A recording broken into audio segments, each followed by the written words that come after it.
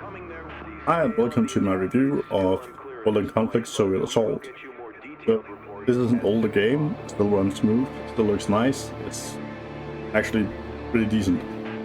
Multiplayer is not working due to the server's been shutting down, but if you just want to do the single player campaign, it's still kind of fun. So I'm just gonna drop into a mission here. I am currently uploading all the missions onto YouTube so you can see more in detail about it if you want to. But let's just go into this mission. Before every mission there will basically be some sort of, getting to know the people. And then you will have someone telling you about the current mission. Sometimes there'll be another cinematic going into the mission, like here. And then you'll be told exactly what to do in this mission. I've turned off the voice because recording while they're talking over me is kind of annoying. So here you can see the entire game world. You can roam around and you can just go around with it. Over here on the right side is your summoning reinforcement, and you can just click it and you can see it counts down according to the numbers below. And I'm gonna summon them and drop them here. Every unit have different abilities they can use.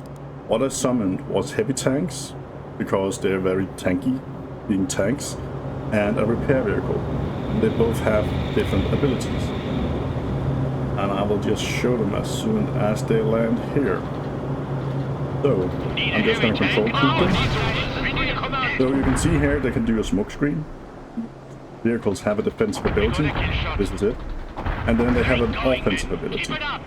Heavy tanks have heated shells, which is kind of nice to actually get rid of light tanks or infantry. The repair tank have emergency repair where they repair an enormous chunk of hit points on a tank.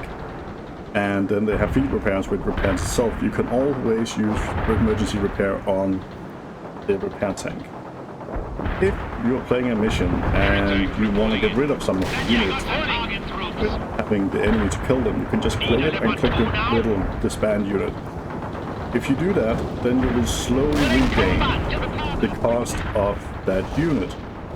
I can show it with this tank here. Let's just remove that. It takes a bit of time, and as soon as it is gone, you should see here, and there we go. And you can see now it's slowly regaining the cost up here, so you can summon it again later. So in this mission you also have some fire support. The fire support is on the left channel. While fighting you slowly gain points to use in this. And I'm just going to show, let's say, an airstrike here. When you use an airstrike, you can see there's an arrow that turns from the middle and out. That shows us the direction that the airstrike is coming from. And it's the same with this one. Tank Buster, it shows if you go this way, you hit everything in that direction. That is more or less how this game functions in all. When playing the campaign, the first few missions will actually teach you how to play the game, if you want it or not. I cannot find an option to turn it off. But you can also change how they run. So right now, if I do this, you can see it's a line. But if I do this, they'll try and do a square instead. So there's some difference depending on where you're running around. If you're in a city, square is better. If you're in open ground, line is the best. But you can see now, I can resummon the two things that I lost. The one that I sacrificed and the one I lost in earnest. That is how the game functions. Every mission, there will also be side mission you can do, and if you do them correctly, you will earn some medals. And it's just, it's just to tell you that you did it. Okay, nothing bad happens in the game if you do not complete those side options. You'll just get yelled at by the NPC controller. So, for example, in this mission you have to destroy this airfield when you get to the last submarine, and if you don't do that, you'll just have some airdrops now and then with no real consequence to the overall game, and you'll get yelled at by your colonel. Speaking of him, that's him. But that's it. That is more or less the game. And as you can see, if I zoom in here, it's actually looking quite nice. Even though it's a game from 2009, you can see it's pretty decent. And I do enjoy this game. I have completed it several times. And if you are into RTS games and you haven't tried this one, I would say get it on sale. I don't think it costs very much, just to try it out. But remember, there's two types. There's World in Conflict and World in Conflict Soviet Assault. You should always get Soviet Assault, since it adds more mission to the game.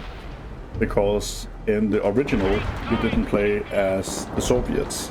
But when they added Soviet Assault, they added levels with the Soviets in mind. So, yeah. And here you can see we just got the side mission to actually bomb this. Yeah, you see we have to kill them because they're gonna rush. So we're just gonna do this. And you can see if it's a yellow circle with two dots, that means it's a secondary objective. Green dot is the main objective. So that's more or less the game.